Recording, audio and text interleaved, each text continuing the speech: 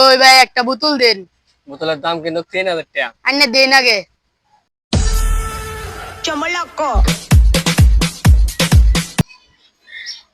কিরে বন্ধু এলা লাগাইতেছস? না বন্ধু হগলো কিনছি। আরে এইটা বলতো আমি এক দুই মেরেই তারি। তুই এটা এক ডুবে পারতেন না, বাজি ধরবে। আমি যদি এক ডুবে না পারি তোর 100 টাকা দেম। এই নে বাজি ধরলাম। মন তুই চিনলি না রে, জানলি না রে। বন্ধু অন্তত তুই পারলে না, আমার বাজি টিয়ারা দি।